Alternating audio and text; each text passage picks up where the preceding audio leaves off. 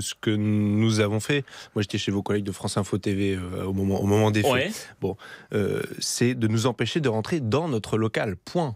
Pas d'empêcher la perquisition, c'est quand même pas la même chose, parce que la perquisition, elle a eu lieu, elle s'est déroulée, que ce soit au domicile de Jean-Luc Mélenchon ou au siège du mouvement de la France Insoumise, où c'est une dizaine d'autres militants qui ont pu avoir des responsabilités à la fois auprès de Jean-Luc Mélenchon au Parlement européen ou pendant la campagne Donc présidentielle. l'idée c'était d'assister à cette perquisition, c'est d'être présent. Oui, de pouvoir rentrer dans le local qui est le local de notre mouvement. Enfin, je veux dire, moi je suis député de La République, comme Jean-Luc Mélenchon, comme mes 16 autres collègues, et à ce titre-là, on pense qu'il est normal, notamment parce que vous savez que quand on est parlementaire, on a quelques prérogatives supplémentaires, on va dire ça comme ça, et on pense qu'il était légitime qu'on puisse rentrer et assister à la perquisition.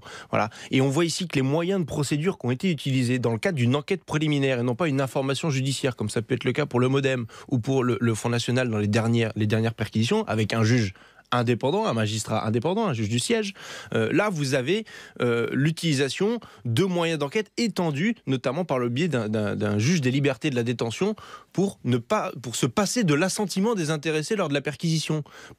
D'habitude, on met ça en œuvre pour quand on est dans l'imminence de la commission d'un acte délictuel, qu'on a besoin D'autres parties ont été perquisitionnées, Ugo Bernalicis. Pourquoi là, ça vous pose problème? Mais c'est ce que je viens de vous dire. Dans les autres cas, vous avez un juge d'instruction indépendant. Quelle est la différence de vous à moi? Quelle est la différence? C'est que vous pouvez avoir la présence de votre avocat et vous pouvez savoir quels sont les pièces qui ont été saisies. Vous avez accès aux actes de procédure. Donc là, vous ne croyez pas à l'indépendance de la justice qui a été rappelée par le Premier ministre Édouard Philippe hier à l'Assemblée? Je suis sur la même ligne qu'Emmanuel Macron, celle qu'il a défendue il y a à peu près 2 semaines. Vous savez, quand on l'a accusé de remettre en cause l'indépendance de la justice, et notamment en fait du parquet en l'occurrence, il s'agit de ça, parce que la justice c'est un bien grand mot, l'indépendance du parquet, il a dit lui-même, mais non, il n'y a pas d'indépendance du parquet, moi je suis là pour nommer les procureurs, et c'est comme ça, et c'est normal, et j'assume. Et ben voilà, qu'ils assument tous en cascade. Et je vais vous dire une autre chose. Très rapidement. Vous mobilisez pas plus de 100 policiers le même jour, à la même heure, s'il n'y a pas un moment, une volonté politique derrière. Ce n'est pas vrai. Donc vous maintenez ce matin sur France Info, il y a une volonté politique derrière ces perquisitions. Bien sûr. Merci à vous, Ugo Bernalicis, député France Insoumise du Nord.